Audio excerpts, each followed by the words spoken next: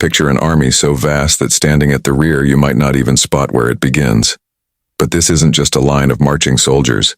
It's more like a moving city. Kitchens with fires still smoking, tents being taken down before sunrise, medics tending the injured, engineers dragging heavy gear, and even merchants selling bread and wine right in the middle of the column. In this video, we'll step inside that living machine, the Roman legion on the march, hour after hour, step by step. And by the end, you may wonder, could you survive even a single day alongside the soldiers of Rome? Before we can see how the daily march worked, we need to grasp the scale. And the numbers are huge. During the High Empire, a standard campaign force often included 2 full legions, around 13,000 to 14,000 highly trained legionaries. But the legion never traveled alone. Alongside them marched 5,000 to 6,000 auxiliary troops, Numidian cavalry, Syrian archers, Germanic infantry, and slingers from Hispania. These men weren't Roman citizens, but they fought for pay and the chance to earn citizenship. Right there, you already have close to 20,000 armed fighters on the road. And that's only the start. Behind the soldiers came 3,000 to 4,000 people who kept the army running. Cooks, slaves, servants, and military laborers. They cared for the animals, prepared meals, repaired weapons, set up tents, and moved supplies. Some were part of the army itself, while others worked for senior officers. Then there were the animals. Records suggest a marching army brought along 4,500 to 5,000 mules, plus the horses of officers, cavalrymen, and messengers. Each mule could haul up to 130 kilograms of equipment, stakes, food, siege tools, even dismantled catapults. Put it all together, and you're looking at 25,000 to 30,000 living beings on the move. Men, horses, mules, oxen, carts, and weapons. And that figure doesn't even include civilian merchants, hired guides, or the messengers rushing between villages and forts. The historian Polybius once described a legion on the march as a moving wall of flesh, and he wasn't exaggerating. A column could stretch 8 to 12 kilometers along the road. Eugenius warned that during a march, discipline in formation was even more important than bravery in battle. At the front, soldiers might already be crossing a river, while the rear was still pulling down tents from the last night's camp. Managing something that massive every single day was no small challenge. How do you move such a monster without it collapsing under its own weight? To understand that, we need to look at the start of the Roman morning. The march began when most of the world was still asleep, between 3 and 4 in the morning during the 4th watch of the night. And the first sound wasn't swords clashing or officers shouting, but the faint thundering of horses. These belonged to the speculatores, the scouts and spies of the legion, its eyes and ears on the road ahead. These men weren't just scouts. They were a special force trained to ride ahead of the marching column, spot ambushes, track enemy movements, judge the safety of roads, and check on villages that seemed suspicious. They set out long before dawn with one mission: make sure nothing stood in the way of the Roman advance. Back at camp, centurions roused their men with the sharp call of the cornu, the curved war horn. Nothing about this moment was left to chance. Every contubernium, the basic unit of 8 legionaries, immediately went to work. They took down their leather tents, packed their gear, inspected weapons, tightened armor straps, and checked the condition of their sandals. Each soldier carried his life on his back because a Roman legion didn't use wagons for personal belongings. Every man marched with 20 to 30 kilos of equipment. That meant his gladius, shield, javelins, cooking gear, 3 days of dried rations, wooden stakes for camp defenses, and digging tools. Roman soldiers weren't just fighters, they were also builders, carriers, and laborers, moving war forward on their own shoulders. While this was happening, the high command gathered. The legatus legionis, the military tribunes, and the chief engineers reviewed intelligence from the night. Reports from messengers and scouts were studied carefully before the day's route was chosen. Dangerous terrain, swamps, steep hills, or valleys suited for ambush, was avoided when possible. The priority was clear: keep the march steady and predictable, but never leave the column exposed. At the same time, animals were prepared, mules were fed, carts inspected, and the impedimenta, the army's supply train, was organized with the same strict order as the soldiers themselves. A single mistake here could stop the entire march. By the time the sun began to rise, the lead elements of the column were already moving. The march was quiet. Discipline was strict. Soldiers walked in silence. No talking, no laughter, no songs. Rome moved like a shadow. The rule was simple. No one should realize Rome was approaching until it was too late. At the very front marched the vanguard, the most exposed position where danger could strike at any moment. This wasn't a handful of scouts thrown together. It was a carefully assembled force, built to be fast, flexible, and deadly. Rome knew that a surprise attack could destroy an entire column if word didn't reach the main body quickly. That's why the vanguard was made up of elite auxiliaries, fighters drawn from some of the toughest cultures in the empire. Numidians and Thracians served as light cavalry, skilled at fast strikes and rapid movement across difficult ground. Gauls, known for sharp instincts, added muscle and awareness. Cretans and Syrians carried powerful long-range bows. Guarding the core of the forward line were light infantry, carrying little weight and armed for speed.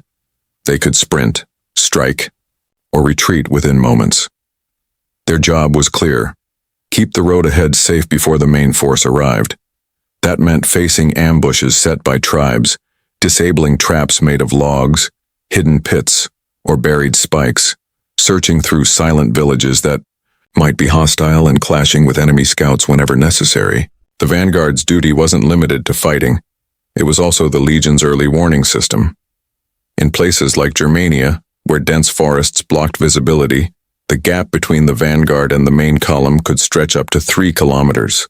That space was essential. It gave the forward units time to send signals, call for reinforcements, or, if necessary, fall back without throwing the entire march into chaos. Writers such as Vegetius and Tacitus made it clear how vital this setup was. If the vanguard was lost during a long, extended march, panic would spread instantly, order would collapse, and the legion would almost certainly be destroyed. The vanguard was the first shield of protection, but also the most vulnerable. For this reason, Rome never placed inexperienced men there. The soldiers chosen were hardened veterans, many with decades of campaign experience. They had the authority to act on their own and were trusted to make split-second decisions in dangerous terrain.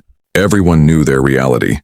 If the vanguard failed, no one behind them would have the time to react. Directly behind these men came another group, quiet but decisive: the agrimensors, Rome's military surveyors. Armed with simple but effective tools like the groma and corybates, they carried out tasks that could make or break an entire campaign. These men were trained in topography and knew how to transform open ground into a defensible fortress. Long before the legionaries pitched their first tent, the surveyors had already measured and marked the exact spot where the camp would be built. Using ropes, wooden stakes, and the sun's position, they laid out the castrum, the fortified camp that ended each day's march. Their choices had to meet near-perfect standards: a reliable water source, firm ground that drained well, higher ground for visibility, nearby supplies of wood and stone, and if possible, an open space for quick deployment in case of battle. They had only hours to make these decisions. If the camp wasn't ready when the troops arrived, the entire legion would be dangerously exposed. Close to the surveyors marched the command corps. The legatus legionis, the top officer of the legion, did not march with the rank-and-file soldiers, nor did he stay comfortably in the rear. Instead, he held a central position, separate yet always reachable, surrounded by his bodyguard, military tribunes, and a small staff of administrators. From this point, strategy was directed.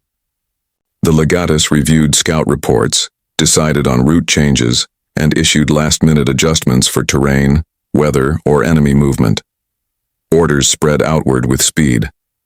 Horsemen known as cursores carried coded messages to the front, the flanks, or the rear, ensuring that commands were delivered with accuracy, silence, and urgency. Nothing was left to chance. As the writer Frontinus explained in his Stratagemata, the choice of a campsite could determine the outcome of an entire campaign. A field that seemed safe might flood after a night of rain. A hill ignored by surveyors could give an enemy the perfect advantage. Even a river judged too shallow could fail to protect the army's flank. For the Romans, the smallest oversight could have devastating consequences. Rome understood this better than anyone. What's remarkable is that none of this was extraordinary. It was routine. Every single day followed the same system, as if the entire march of war had been scripted in advance. At the center of it all came the heart of the army, the main body of the legion. Here marched the hardened veterans, the new recruits, still learning discipline, the stake carriers and the men hauling tools. They were the ones who literally carried Rome forward on their backs. This corps was massive. Around 13,000 legionaries moved in formation, divided into 10 cohorts in each legion, and each cohort was further split into centuries of 80 men. Alongside them came thousands more, military servants, slaves, and animal handlers, about 4,000 people in total, plus the mules, each loaded with up to 130 kilograms of supplies. But the size wasn't the most impressive part. It was the order. The march was run with a level of precision that feels almost modern. Every century knew exactly where it belonged in the column. Veterans were placed in the front to set the pace. Fresh recruits were kept in the middle, surrounded by experienced men so discipline never broke. And those known to cause trouble? They were sent to the rear where they could be closely watched. This wasn't a battlefield formation. The soldiers advanced in a narrow column, only 2 or 3 men wide, so the army could pass through valleys, old paths, mountain trails, and rugged terrain without breaking apart. Throughout the column, mounted messengers carried orders up and down the line. The sound of trumpets and blasts from the cornu signaled when to speed up, stop, or prepare for danger. But none of it worked without one critical factor: weight. Each man carried between 20 and 30 kilos on his back. That meant his armor, usually a lorica segmentata or chainmail, his scutum shield, gladius sword, pilum javelin, wooden stakes for camp defenses, a shovel, a cooking pot, a water flask, spare, clothing, several days of dry rations, and even his own small cooking utensils. Roman soldiers were famously nicknamed muli Mariani, Marius's mules, a phrase dating back to the Republic, when Consul Gaius Marius restructured the army and made every soldier responsible for carrying his own gear. The daily target was strict 20 to 30 kilometers. That average was considered untouchable. Push the men farther and they would collapse, leaving the column vulnerable. Cover less ground, and the entire campaign slowed, exposing the army to unnecessary risks. The pace was measured, the effort evenly distributed. The legion didn't hurry. It advanced with purpose. And if a soldier fell behind, the rule was clear. If help was close by and the ground allowed, comrades pulled him along. If not, he was left where he fell. Efficiency always came before compassion. Following this living wall of men came one of the most important yet vulnerable parts of the army: the baggage train. To the Romans it was called the impedimenta. This long line of carts, pack animals, and attendants was not just baggage. It was the lifeline of the legion, the logistical core that kept the army alive far from home. Inside the baggage train traveled the essentials that kept the legion alive on campaign: reserves of grain and salt, barrels of vinegar, tools for building, disassembled artillery, scrolls containing maps and official orders, spare tents, animal, skins, cloaks, footwear, medicine, and blankets. Everything needed to keep tens of thousands of men supplied for weeks without depending on outside resources was packed here. The train was made up of hundreds of mules and oxen, each carefully loaded with supplies. The carts were reinforced with thick planks, double wheels, and axles bound with leather for extra strength. They were guided by experienced handlers, some enslaved, others hired, but many of them had marched with the same legion for years. By routine and discipline, they were practically part of the army itself. Yet, for all its importance, the baggage train was slow, frustratingly slow. That's why its position in the column was chosen with care. Most often it was placed in the middle or just behind the main body, shielded by the rear guard and flanked by moving patrols. A single mishap, a cart breaking down, a mule collapsing, or a load being dropped, could disrupt the entire march. The historian Josephus, describing Titus's campaigns in Judea, noted that rules for the baggage train were almost as strict as those for combat. No one could remove supplies without authorization, and no cart could be abandoned. Disorder was punished harshly, sometimes with immediate physical penalties. But the train carried more than supplies. It transported vital personnel. Medics with basic surgical tools, cooks with portable mills and kettles, blacksmiths ready to repair weapons, scribes to record orders, and interpreters to deal with local populations. There were also backup animals, extra horses and mules ready to replace those that became injured or died. Protecting this train was so critical that in dangerous regions, entire units of light infantry and auxiliary cavalry were assigned only to defend it, because if the baggage train was lost, the Legion could not eat, could not rest, and could not fight. The most disciplined army in the world would become nothing more than a starving, exhausted mass, waiting for defeat. If the vanguard was the Legion's eyes and the baggage train its lifeline, then the rear guard was the invisible shield that kept it all from unraveling from behind. For the Romans, being assigned to the rear was not punishment. It was a responsibility that demanded calm nerves and constant alertness. The rear guard was made up of rotating detachments, auxiliary archers, light cavalry, and infantry. These were veteran troops, men used to the strain of watching every shadow, always aware that an attack from behind could come at any moment. Their tasks included protecting the baggage train, gathering stragglers, guarding the flanks where vision was poor, and responding quickly to sudden strikes from the rear. But the danger wasn't only physical, it was psychological.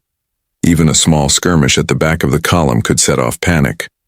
A rumor spreading among servants, a scream in the wrong place, or a misinterpreted horn signal could collapse the column's discipline in seconds. That is why the rear guard had to remain sharp and disciplined, with units rotated regularly to keep focus and morale strong. The rear guard also served as an enforcement line. Soldiers who tried to desert by slipping out at the back were caught. Here and during major campaigns, many were executed on the spot. Roman discipline didn't end when a man stepped out of formation. It followed him to his last step. And Rome had learned the cost of failure.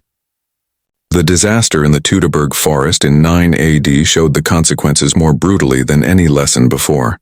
3 Roman legions, commanded by Publius Quintilius Varus, were wiped out by Germanic tribes who struck from the sides and the rear. The army's vanguard and rear guard failed to coordinate, and with the column stretched thin through heavy forest, there was no chance for an organized defense. This disaster became the worst military defeat of the High Empire, and a logistical nightmare that permanently shaped how Rome handled its rear guard. From then on, the units at the back weren't just defenders, they became proactive. They carried out patrols on their own, kept messengers at the ready, and even included engineers to deal with sudden problems on the march. But while the rear guarded the back of the army, another force handled the sides. These were the flank guards, the men who didn't move in the main column but patrolled its edges. They slipped through woods, climbed ridges, crossed streams, and often appeared where no one expected them. The flanks were always the army's weak spots, 2 open lines that could stretch for more than 10 kilometers. To protect them, Rome relied on fast-moving and flexible patrols who could adapt to any terrain. The flank guard was mostly made up of light auxiliary cavalry, Numidians, Thracians, and Iberians, mounted on tough horses trained for rough ground. They were often supported by light infantry who carried minimal gear, making them ready to ambush or chase attackers in dense forests. In regions like Germania or Dacia, Rome even hired local allies as scouts, men who knew the land better than anyone, and understood exactly where danger was most likely to appear. Life as a flanker was harder than most. They walked farther, slept less, ate poorly, and still had to stay alert and make fast choices in dangerous situations. They weren't only guarding the column's sides, they were protecting the army's entire strategy. Julius Caesar himself recorded how skilled flank patrols saved his troops from ambushes in the mountains of Gaul, where local tribes often hid at narrow turns in the path. In Britannia, commanders sometimes sent entire detachments ahead just to clear both sides of a valley before letting the main force move forward. For flankers, one mistake could be devastating. A single failure might open a gap stretching kilometers wide, putting the whole column at risk. That's why this duty usually fell to veteran soldiers, men with sharp instincts, knowledge of the terrain, and the ability to act without waiting for orders. Out on the edges, there were no trumpets, no shouted commands, only silence, thick forest, and the constant chance of running into an enemy waiting to strike. At the end of the day, none of Rome's discipline or marching order mattered if the column couldn't stop and protect itself. That is why every march ended with the toughest, most repetitive task of all, building a fortified camp from scratch before nightfall. As soon as the legion reached the location chosen earlier by the agrimensors, the entire army shifted into construction mode. Thousands of men suddenly became a trained workforce, each one knowing exactly what to do. These routines had been practiced dozens, even hundreds of times. There was no guessing, no improvising. The rule was always the same: secure the camp before resting. Even if the ground was uneven, muddy, or covered in rocks, the order never changed. Fortify first, sleep later. The work began with a ditch. Soldiers dug a defensive trench around the camp, usually 2 meters deep and about 3 meters wide. The dirt pulled out was thrown inward, forming a mound. Into that mound they drove the wooden stakes every legionary carried on the march. These sharp stakes, called vallum, were standard issue. No army ever set out without them. Next came the gates. 4 main entrances were always marked: the Porta Praetoria at the front, the Porta Decumana at the rear, and 2 side gates, Sinistra and Dextra. Guards were posted at these points immediately, even before the wall was complete. Inside, the perimeter, the layout followed a strict pattern. The camp was divided into quadrants. Officers set their tents in the center, regular legionaries along the flanks, auxiliaries in designated areas, and baggage animals in clearly defined zones. At the very heart of camp stood the praetorium, the commander's tent. A portable altar was set up there, where sacrifices could be made, omens read, and high-level meetings held. The internal streets followed the same standardized design wherever the legion went. Roads cut across the camp in straight lines, wide enough for soldiers to move quickly in case of alarm. Warehouses, kitchens, supply areas, and even latrines all had fixed locations. Nothing was left unplanned. And the most surprising detail, the entire camp was usually completed in less than 4 hours. Ancient writers like Vegetius and Josephus emphasized that this ability to turn empty ground into a fortified base was one of Rome's most powerful weapons. While enemies spent the night unprotected, Roman soldiers slept behind walls, armed and supplied, with escape routes and signals already in place. Fortification was never optional. Even if the army stopped for just one night, even if the territory seemed safe, the camp was built. It wasn't just a habit. It was part of Rome's doctrine and identity. Repeating this process night after night allowed the legions to keep advancing without relying on cities, fortresses, or friendly outposts. The legion carried its own protection, its own fortress, its own city. When the final stake was hammered in, the last tent raised, and the guard rotations assigned, silence fell across the camp. But this silence didn't mean rest. For Rome, night was not an end. It was the beginning of a new phase. Unlike many other ancient armies that treated darkness as a time for sleep or celebration, the Roman legions treated it as another operation. At night, the legion did not relax. It watched. Each contubernium, a small unit of 8 men, received its daily rations: raw grain, salt, vinegar, and, when supplies allowed, dried meat. The soldiers prepared their meals in silence, gathering around small fires that were kept low so the glow would not reveal the camp's position. The food was simple and practical. Wheat was ground in portable hand mills and turned into a thick porridge called pulse. To drink, they often mixed vinegar, salt, and water to make pasca, the sour but refreshing beverage that became the trademark of the Roman soldier. While the men cooked, others tended to different duties. Medics worked through the wounded, carefully, washing cuts, setting broken bones, and applying remedies made from honey and vinegar. The animals too required care. Mules were brushed down, fed, and watered. Any damage to carts, harnesses, or gear was repaired immediately, because nothing could be allowed to slow the next day's march. Night was also the time when orders for the following day were passed down. The centurions gathered to hear instructions, directly from the tribunes who had just come from the praetorium, the commander's tent. Punishments were read aloud, warnings were delivered, and in extreme cases, executions were carried out, calmly and without spectacle, a reminder that Roman discipline never ended with daylight. What stood out most about a Roman night, however, was the silence. The camp lived under strict sound discipline. No laughter, no music, and no loud conversation were allowed. Even footsteps were softened. The logic was simple. The enemy might be nearby, and order had to be maintained at all hours. Security was taken further with strict night patrols. Every century received the daily password, known as the tessera.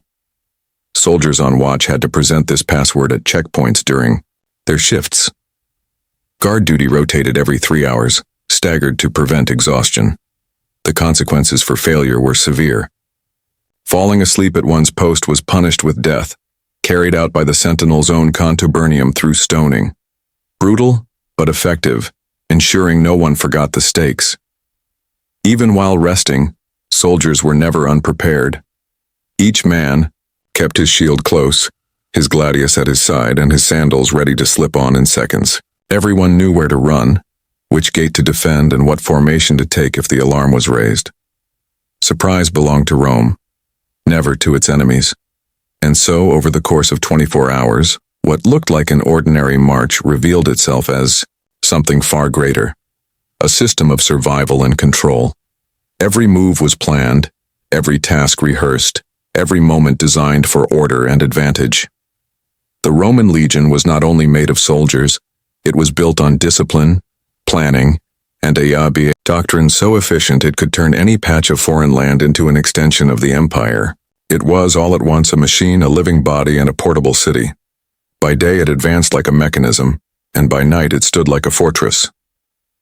Now that you've seen what a single day alongside the legion looked like, ask yourself, could you endure this life for even a week? If you enjoyed this video, don't forget to subscribe so you won't miss the next ones. And as always, may Mars guide you in battle.